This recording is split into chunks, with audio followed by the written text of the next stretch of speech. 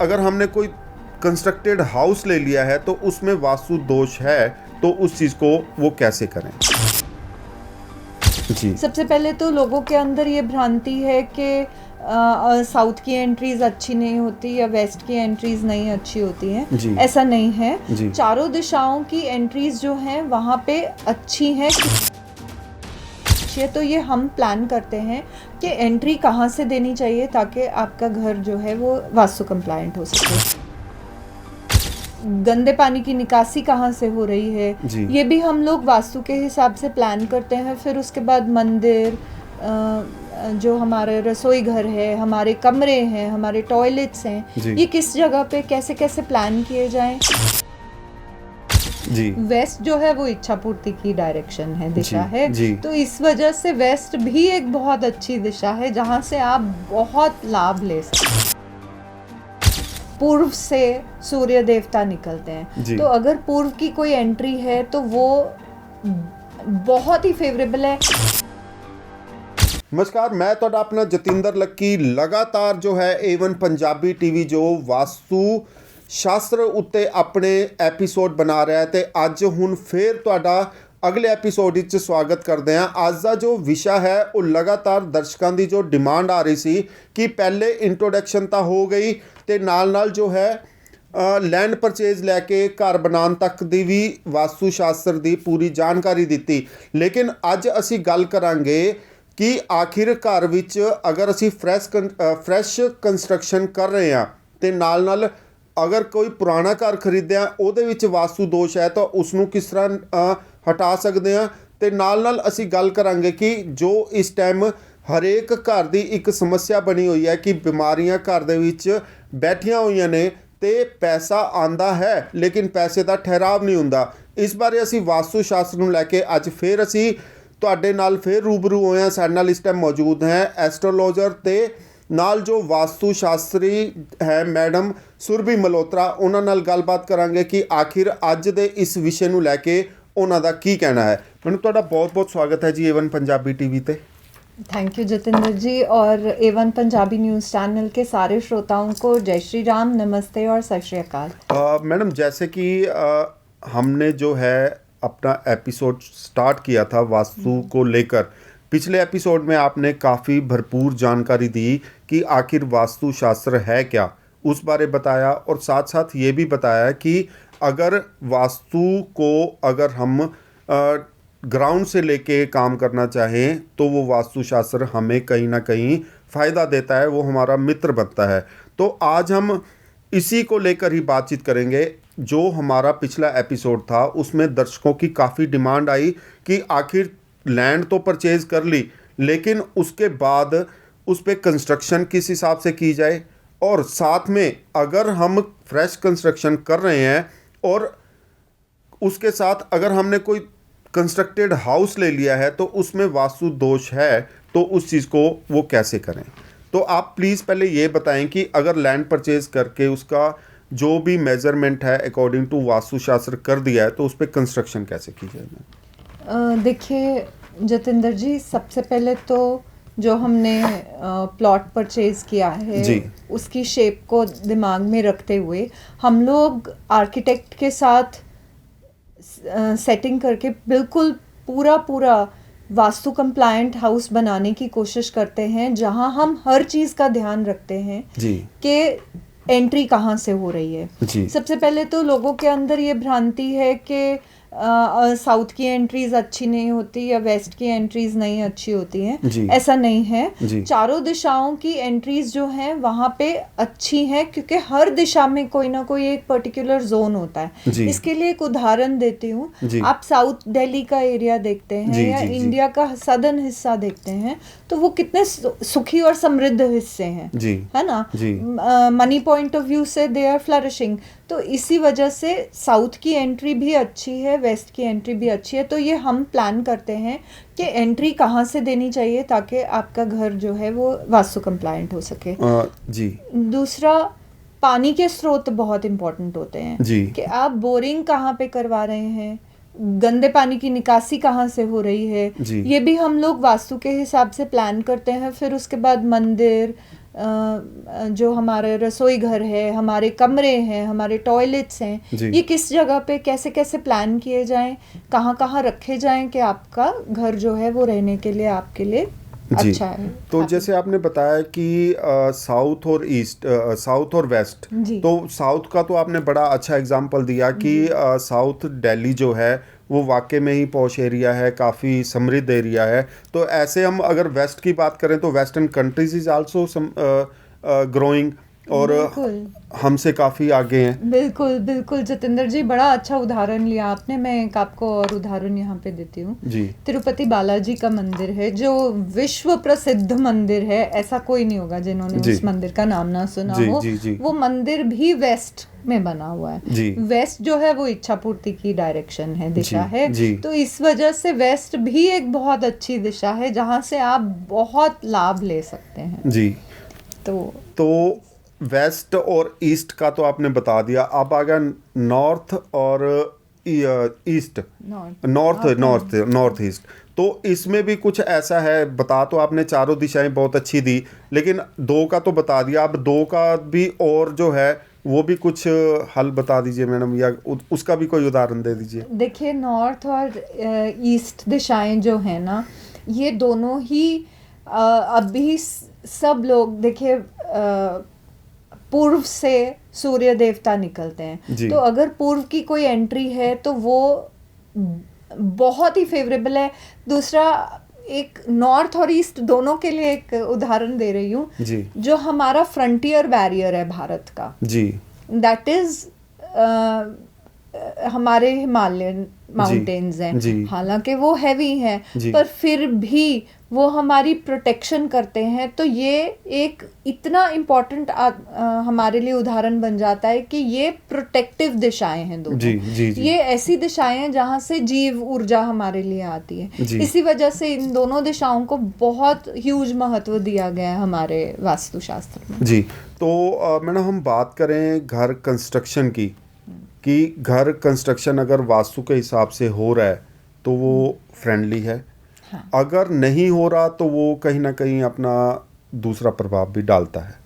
तो अगर दूसरा प्रभाव डालता है, हालांकि अब जो कल्चर ये चल रहा है कि फ्लैट्स कल्चर चल रहा है, तो उसमें अगर फ्लैट अगर किसी ने ख़रीदा है तो वो अकॉर्डिंग टू वास्तुशास्त्र नहीं बना हुआ, तो उस चीज़ में वास्तु दोष को कैसे हटाया जा सकता है? देखिए जतिंदर जी, आजकल फ्लैट कल्चर बहुत ज़्यादा चलने लग गया, प्लस लोगों के पास समय की कमी होने के कारण वो लोग ऑलरेडी कंस्ट्रक्टेड हाउसेस ले रहे हैं। जी जी जी।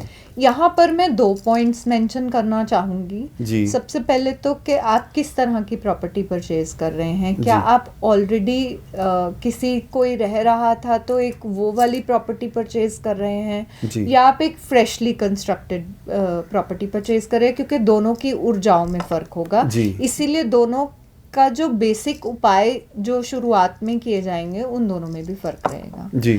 उसके बाद ये चीज़ एक हमारे ध्यान देने वाली है कि जिस चीज़ को हम, जो चाहे फ्लैट या हाउस अगर हम कर रहे हैं ऑलरेडी कंस्ट्रक्टेड, उसमें वास्तु दोष किस तरह के हैं। जी। अब कई वास्तु दोष ऐसे होते हैं जिनका कोई निदान नहीं होता। जी। जैसे मैंने पिछले एपिसोड में मेंशन किया था कि नॉर्थ ईस्ट की जो टॉयलेट है उसका उपाय प्रैक्टिकली नहीं है कोई। जी जी। तो अगर इस तरह के हैवी वास्तु दोष है तो ये सलाह दी जाती है कि ऐसी प्रॉपर्टी ना परचेज की जाए। जी। अब देखिए, हम कोई भी जगह को खरीदते हैं, एक चीज़ हमें प्रारब्ध है, यानी कि ईश्वर की इच्छा रही थी, इसी वजह से हम उस जगह की तरफ आकर्षित हुए, हमने इसी वजह से उस घर को खरीदा। जी। तो वहाँ के वास्तु दोष, अगर वहाँ पे, अब वही है कि अगर हमारा प्रारब्ध अच्छा है तो वहाँ पे वास्तु दोष हमें कम से कम मिलेंगे, जिनके छोटे छोटे उपायों से, सरल उपायों से उपाय हो गया, ट्रीट हो गई वो जगह और वो रहने लायक हो गई। कई बार इतने हैवी वास्तु दोष होते हैं कि ना चाहते हुए भी उनके उपाय हम कुछ हद तक ही कर पाते हैं, उससे कुछ ही रिलीफ मिलेगा, 100% रिलीफ नहीं मिल पाता उस केस में। पर हाँ, काफ़ी हद तक वो उपायों से कंट्रोल किए जा सकते हैं। तो जैसे आपने बात की कि फ्रेश कंस्ट्रक्शन और ओल्ड होम, जी अगर ये तो आपने फ्रेश का बता दिया, अगर ओल्ड होम किसी ने परचेज किया हुआ है जहाँ पे ऑलरेडी पहले ही कोई रह रहा था, तो उसकी जो वाइब्रेशंस हैं, उसकी जो ऊर्जा है वो वहाँ पे होती है, जी ठीक है। लेकिन उसके बाद फिर हमारे समाज में क्या होता है कि हम कोई हवन करा लें, हम कोई धार्मिक कुछ ऐसा कर अनुष्ठान लें, करवा लें। तो उससे जो है जो ऊर्जा है वो पॉजिटिव हो जाती है। तो ये भी क्या पॉजिटिव है? क्या वाकई ही इससे ऊर्जा पॉजिटिव होती है? देखिए जितेंद्र जी, अब अगर कोई हम ये हमारे स्क्रिप्चर्स में लिखा गया है कि हम लोग कोई ना कोई धार्मिक अनुष्ठान करवाते हैं। तो जैसे अखंड पाठ रखवा लिया, या हमने रामायण पाठ रखवा लिया, हवन जी, करवा लिया, जी। नवग्रह पूजन करवा के हवन करवा जी, लिया, जी। तो ये हम नॉर्मली एक फ्रेश अब अगर कोई इसमें गृह प्रवेश भी होता है मैडम? गृह प्रवेश Yeah, के लिए हम yes. लोग यही सब अनुष्ठान जी। करके गृह प्रवेश जी, अगर जी, करें, जी, जी। हम ये अनुष्ठान क्यों कर रहे हैं? हम एक ईश्वर के आशीर्वाद से, क्योंकि ईश्वर के आशीर्वाद से ऊपर और कोई चीज नहीं है। सबसे ज्यादा पॉजिटिविटी आपको किस चीज से मिल रही है? ईश्वर के आशीर्वाद जी, से मिल जी, रही जी। है। तो आप कोई भी ये ऐसा अनुष्ठान करवाते हैं, तो उस अनुष्ठान के थ्रू आप ईश्वर से यही प्रार्थना कर रहे हैं कि हमारे घर में आकर हमें आशीर्वाद दीजिए, ताकि हम जो यहाँ रहने आए हैं हमें पॉजिटिविटी मिले। जी। इसी तरह से जब अगर आप कोई पुरानी कंस्ट्रक्शन ले रहे हैं, तो उपायों के अलावा मेरी ये सलाह है कि थोड़े लंबे चलने वाले अनुष्ठान इस केस में कर लें। जी। जैसे फॉर एग्जांपल अखंड पाठ अगर 3 दिन का हो रहा है, तो सहज जी। पाठ करवा लें जहाँ 7 दिन का चल रहा जी, है। जी। या महामृत्युंजय का पाठ करवा लें जो 5 से 7 दिन चल के फिर आप, या कोई इसी तरह से आप सलाह लेकर कि आपके अकॉर्डिंग, आपके घर के अकॉर्डिंगली आपके लिए क्या चीज़, आपके ग्रह के अकॉर्डिंगली आपके लिए क्या चीज़ फेवरेबल रहेगी, उस हिसाब से आप लोग कुछ ऐसे अनुष्ठान करवा कर फिर आगे बढ़ें तो एनर्जी पॉजिटिव हो जाएगी। जी मैम, आपने बात की अब घर कंस्ट्रक्शन को लेके और ओल्ड घर परचेज करने को लेके, तो इसमें काफ़ी कुछ आपने बताया जो कि दर्शकों को काफ़ी कुछ समझ भी आ गया होगा। अगर फिर भी दर्शक कुछ जानना चाहते हैं तो नीचे लिखे नंबर पर आप कांटेक्ट कर सकते हैं, या हमें आप कमेंट या कोई भी क्वेश्चन पूछना चाहते हैं तो हमारे अपने क्वेश्चन जो है कमेंट बॉक्स में आप दे सकते हैं। तो अब हम आगे बात करते हैं कि आखिर जो घर बने, नए घर बने, उसमें हम पूरा ख्याल रख रहे हैं। जो पुराने घर हमने खरीदे उसमें भी हमने कुछ उपाय किए हैं, लेकिन अब हम बात करेंगे जो इस टाइम पूरे मतलब के भारत को लेके कि घर जो है वो दवाइयों की दुकान बन चुका है जी। और घर में पैसा आता है लेकिन टिकता नहीं है।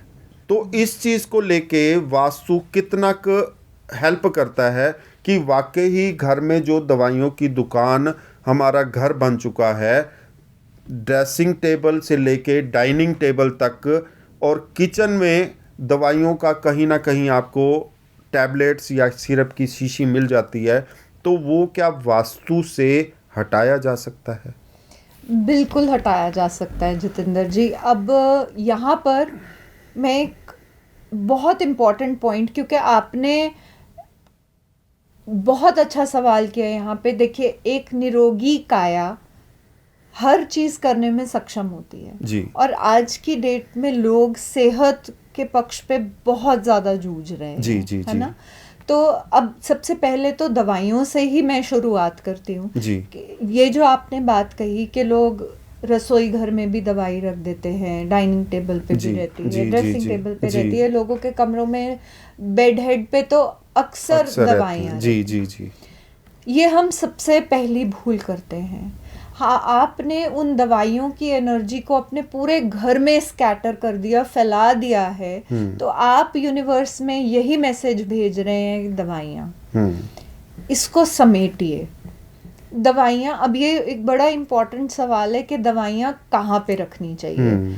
घर में ऐसा कौन सा स्थान है? जी। तो घर में आपके ईशान कोण और आपकी उत्तर दिशा के बीच का जो एरिया होता है जी। वहाँ पे अगर आप दवाइयाँ रखेंगे, उससे आपके घर में एक यूनिवर्स में मैसेज जाएगा कि यहाँ पे रहने वाले लोगों के अंदर अच्छा स्वास्थ्य पैदा हो। जी। तो ईशान कोण और पूर्व दिशा, पूर्व से नॉर्थ के बीच का स्थान जो है वो ईशान जी कोण है। बिल्कुल बिल्कुल। जैसे कि बिल्कुल। आपने भी बताया कि ये दो दिशाएं जो है हमें प्रोटेक्ट करती वो हैं। हमें प्रोटेक्ट करती तो अगर हम मेडिसिन वहाँ पे रखते हैं तो वो कहीं ना कहीं मेडिसिन हमें ज़्यादा लाभ करेगी। एग्जैक्टली। तो उससे हमारी जो मेडिसिन की कंजम्पशन है, नंबर 1 तो आपकी मेडिसिन सिमट के एक जगह पे आ गई। जी। दूसरा, आपकी मेडिसिन की जो कंजम्पशन है वो एक यूनिवर्स के पास मैसेज जाता है कि आपकी जो इम्यूनिटी है वो इम्प्रूव हो, तो जी। इन दिशाओं को। दूसरा, एक बहुत इम्पॉर्टेंट पॉइंट, जैसे मैंने बोला कि ये दिशाएं जो हैं वो जीव ऊर्जा की दिशाएं हैं। जी, जी। यानी कि जो हमारे पास एनर्जी आती है वो इन्हीं दिशाओं से आती है मेनली। जी। तो इन दिशाओं को हल्का, क्लटर फ्री रखना बहुत अनिवार्य है। ये एक बहुत इंपॉर्टेंट वास्तु टिप है कि आप अपने नॉर्थ जोन को और अपने ईस्ट जोन को, और ख़ास करके नॉर्थ ईस्ट जोन को, जितना हल्का और क्लटर फ्री रख सकते हो, यानी कि वहाँ पे गंद ना मचाएं, वहाँ पे ज़्यादा भारी सामान ना रखें, तो वो आपकी अच्छी सेहत में आपकी निश्चित तौर पे मदद करेगा। बिल्कुल करेगा। अक्सर मैम घर में ये देखा जाता है कि महीने, 1.5 महीने, 2 महीने बाद जो है घर में पड़ा हुआ फर्नीचर जो है हम चेंज कर देते हैं। जी। तो उस चीज़ का वास्तु पे क्या इफेक्ट पड़ता है मैडम? देखिए, हम जब एनर्जी में चेंजेस लेकर आ रहे हैं तो वो कहीं ना कहीं हमें मदद करता है ना। जी।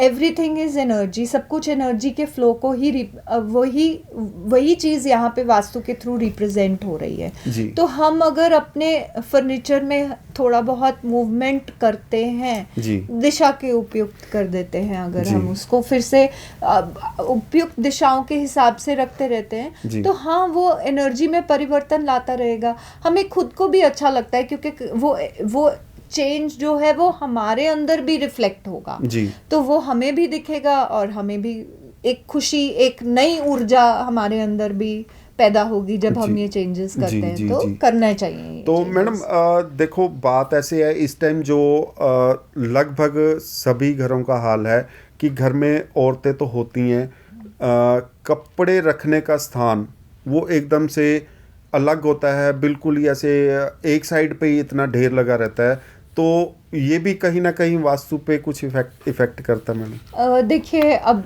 अगर आप किसी भी चीज़ को लंबे समय के लिए रख रहे हैं एक जगह, जी। तो वो निश्चित तौर पे एक डेड एनर्जी को रिप्रेजेंट करता है। जी। जी। तो थोड़ा बहुत चेंज कर लिया कीजिए। जैसे कोई चीज़, आपकी कोई अलमारी ऐसी है जो बहुत समय से नहीं इस्तेमाल हुई, या जैसे हमारे यहाँ पंजाब एरिया में सर्दी का जो समय है वो कम रहता है, गर्मी ज़्यादा रहती जी, है। जी, जी। तो हमने जो रजाइयाँ रखी वो अंदर रखी रहेगी। जी, जी, जी। तो उसको आप धूप के दिन, गर्मी के दिनों में भी एक बार निकाल के अगर धूप दिखा देते हैं या उस जगह को उसकी क्लीनिंग कर देते हैं रेगुलरली, क्योंकि अब ये बात 100% इफेक्टिव होती है कि सफाई, स्वच्छता में ही ईश्वर का वास है। जी। जी। जी। तो जब आप ऐसे क्लीनिंग कर रहे हैं तो वहाँ की एनर्जी में चेंज आएगा, पॉजिटिविटी आएगी निश्चित तौर पे, और वहाँ पर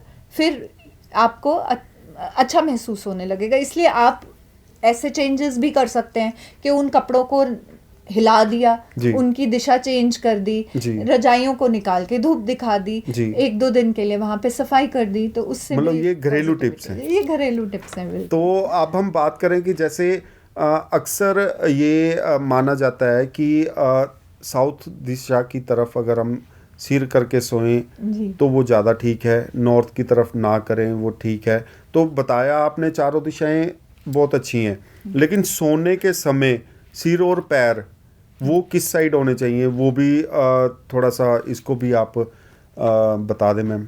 देखिए जतिंदर जी, हेल्थ के पॉइंट ऑफ व्यू से एक बहुत इम्पॉर्टेंट सवाल है, क्योंकि हम लोग 8 घंटे मिनिमम, ये सभी बोलते हैं कि हमें मिनिमम 8 घंटे सोना ही चाहिए जी। ठीक है। तो हम लोग जब सो रहे हैं तो सोने की सही दिशा अगर हम चूज करके सोते हैं तो हमारे स्वास्थ्य में हमें लाभ मिलेगा ही मिलेगा जी। अब हमें किस दिशा में सिर करके सोना चाहिए, ये भ्रांति नहीं है जो मैं बात कह रही हूँ, ये साइंटिफिक कारण है इसका कि जी। हमें साउथ में यानी दक्षिण की ओर सिर करके सोना चाहिए। पैर जो हैं हमारे वो उत्तर दिशा में होने चाहिए, नॉर्थ हमारे फीट होने चाहिए, साउथ में हमारा हेड होना चाहिए। जी। ऐसा क्यों? जैसे पृथ्वी का नॉर्थ पोल साउथ पोल होता है, इसी तरीके से हमारे शरीर का भी नॉर्थ पोल साउथ पोल होता है। हमारा सिर जो है वो हमारा नॉर्थ पोल है, हमारे पाँव जो हैं वो हमारा साउथ पोल है। अगर हम सिर अपना नॉर्थ में करके सोएंगे तो जो नेचुरल ब्लड फ्लो है वो सिर की तरफ को जाएगा, अगर हम सिर नॉर्थ में करके सो रहे हैं जी। जिसके कारण heart issues, brain issues, brain में ब्लड का फ्लो एकदम से पहुंच जाना, इसके कारण हार्ट एंड ब्रेन के इश्यूज आते ही आते हैं जी। जबकि अगर हम अपने सिर को साउथ की तरफ कर रहे हैं तो हमारा ब्लड फ्लो जो है वो नेचुरल में अट्रैक्ट होके जाएगा पाँव की तरफ और फिर धीरे धीरे जाएगा हमारे हार्ट की तरफ, और इसी कारण से जो हमारा फ्लो है ब्लड का वो पूरी रात सुचारू रूप से चलता रहेगा। जी। यही कारण है। अगर साउथ की तरफ सिर करके नहीं सो पा रहे हैं तो ईस्ट की तरफ कर लीजिए, ईस्ट में भी नहीं कर पा रहे हैं तो वेस्ट में कर लीजिए, पर नॉर्थ की तरफ सिर नहीं करके सोना चाहिए। अब लोगों का यहाँ ये भी सवाल होता है कि हमारे जो बेड का हेड है वो इस तरह से बन गया है कि वो नॉर्थ में ही बना हुआ है, तो आप अपनी स्लीपिंग डायरेक्शन चेंज कर लीजिए, अपना सिरहाना जो है वो साउथ की तरफ करके सो जाइए।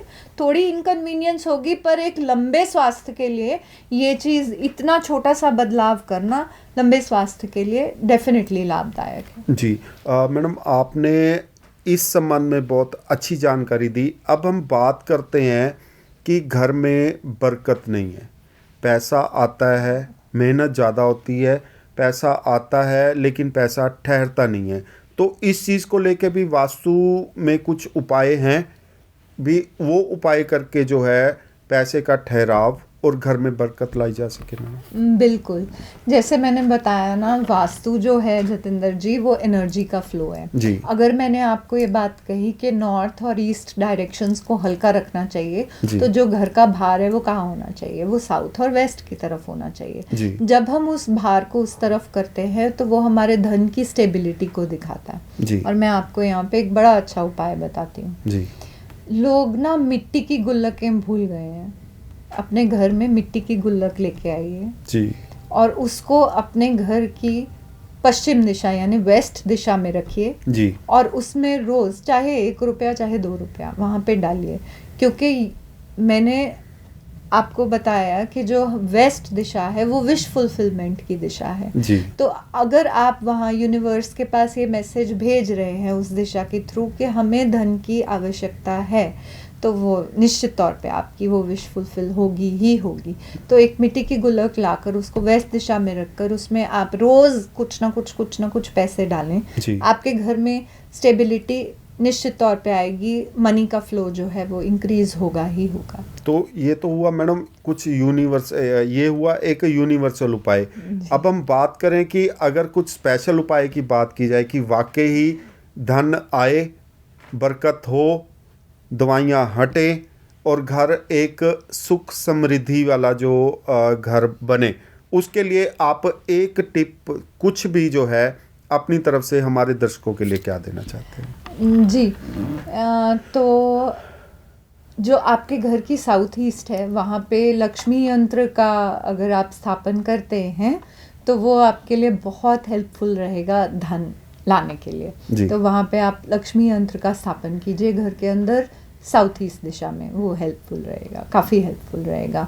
हेल्थ के लिए आप लोग, क्योंकि इसके साथ साथ ही हेल्थ के ऊपर आपको ज़रूर काम करना चाहिए, तो हेल्थ के लिए मेरी ये सलाह है कि जो आपके घर की नॉर्थ ईस्ट दिशा है और नॉर्थ से नॉर्थ ईस्ट के बीच का जोन है जहाँ आप दवाइयाँ रख रहे हैं, वहाँ पर धन्वंतरी वैद्य जिन्होंने अमृत कलश के साथ जो क्षीर सागर से प्रकट हुए थे समुद्र मंथन के दौरान, जी। उनकी आप सुंदर सी एक इमेज प्रिंट आउट ले लीजिए, कलर्ड प्रिंट आउट लीजिए और उसको वहाँ पे लगाइए, तो आपके पास अच्छी सेहत भी आएगी। जी। तो मैडम, इतनी अच्छी जानकारी देने के लिए, इतनी पावरफुल जानकारी देने के लिए, इतनी सुख समृद्धि वाली जानकारी देने के लिए हम आपके लिए बहुत बहुत धन्यवाद करते हैं और उम्मीद करते हैं कि आगे आने वाले एपिसोड में भी आप हमारा ही ऐसे साथ देते रहेंगे। तो ਇਹ ਸੀਗੇ ਸਾਡੇ ਨਾਲ ਐਸਟਰੋਲੋਜਰ ਤੇ ਵਾਸਤੂ ਸ਼ਾਸਤਰੀ ਮੈਡਮ ਸੁਰਭੀ ਮਲਹੋਤਰਾ, ਜਿਨ੍ਹਾਂ ਨੇ ਦੱਸਿਆ ਕਿ ਘਰ ਵਿੱਚ ਕਿਸ ਤਰ੍ਹਾਂ ਪੈਸਾ ਠਹਿਰ ਸਕਦਾ ਹੈ ਤੇ ਘਰ ਵਿੱਚ ਆਉਣ ਵਾਲੀ ਬਿਮਾਰੀਆਂ ਨੂੰ ਆਪਾਂ ਛੋਟੇ-ਛੋਟੇ ਉਪਾਅ ਕਰਕੇ ਜੋ ਹੈ ਆਪਣੇ ਘਰ ਤੋਂ ਭਜਾ ਸਕਦੇ ਹਾਂ। ਤਾਂ ਇਸ ਤਰ੍ਹਾਂ ਹੀ ਅਸੀਂ ਤੁਹਾਨੂੰ ਵਾਸਤੂ ਸ਼ਾਸਤਰ ਦਾ ਜਿਹੜਾ ਅਸੀਂ ਇੱਕ ਟੌਪਿਕ ਚੁਣਿਆ ਹੋਇਆ ਹੈ, ਉਸ ਦੇ ਉੱਤੇ ਲਗਾਤਾਰ ਤੁਹਾਨੂੰ ਜੋ ਹੈ ਆਪਣੇ ਅਲੱਗ-ਅਲੱਗ ਐਪੀਸੋਡ ਦਿਖਾਉਂਦੇ ਰਵਾਂਗੇ। ਸਾਨੂੰ ਤੁਹਾਡੇ ਸਵਾਲਾਂ ਦਾ ਵੀ ਇੰਤਜ਼ਾਰ ਰਹੇਗਾ। ਆਪਣੇ ਸਵਾਲ ਜੋ ਵੀ ਤੁਸੀਂ ਕਰਨਾ ਚਾਹੁੰਦੇ ਹੋ ਵਾਸਤੂ ਸ਼ਾਸਤਰ ਨੂੰ ਲੈ ਕੇ, ਤੁਸੀਂ ਉਸ ਨੂੰ ਆਪਣੇ ਕਮੈਂਟ ਵਿੱਚ ਪਾ ਸਕਦੇ ਹੋ, ਤਾਂ ਕਿ ਉਸ ਕਮੈਂਟ ਨੂੰ ਲੈ ਕੇ ਅਸੀਂ ਜੋ ਹੈ ਇਸ ਦੇ ਉੱਤੇ ਅਗਲਾ ਐਪੀਸੋਡ ਦੀ ਤਿਆਰੀ ਕਰ ਸਕੀਏ। ਹਾਲਾਂਕਿ ਸਾਡੇ ਕੋਲ ਵਾਸਤੂ ਸ਼ਾਸਤਰ ਨੂੰ ਲੈ ਕੇ ਕਾਫੀ ਇੱਦਾਂ ਦਾ ਵਾਈਡ ਵਿਸ਼ੇ ਹੈ ਕਿ ਅਸੀਂ ਕਾਫੀ ਜੋ ਹੈ ਇਸ ਦੇ ਉੱਤੇ ਰਿਸਰਚ ਕਰਦੇ ਹਾਂ ਤੇ ਇਸ ਦੇ ਉੱਤੇ ਗੱਲਬਾਤ ਕਰ ਸਕਦੇ ਹਾਂ, ਲੇਕਿਨ ਸਾਨੂੰ ਤੁਹਾਡੇ ਸਵਾਲਾਂ ਦਾ ਇੰਤਜ਼ਾਰ ਰਹੇਗਾ ਕਿ ਤੁਸੀਂ ਸਾਡੇ ਨਾਲ ਸਵਾਲ ਕਰੋ ਤੇ ਅਸੀਂ ਉਸ ਟੌਪਿਕ 'ਤੇ ਜੋ ਹੈ ਅਗਲੇ ਵਾਲੇ ਐਪੀਸੋਡ ਦੇ ਨਾਲ ਤੁਹਾਡੇ ਨਾਲ ਰੂਬਰੂ ਹੋਈਏ। ਮੈਨੂੰ ਦਿਓ ਇਜਾਜ਼ਤ, ਜੁੜੇ ਰਹੋ A1 ਪੰਜਾਬੀ TV ਦੇ ਨਾਲ। ਨਮਸਕਾਰ।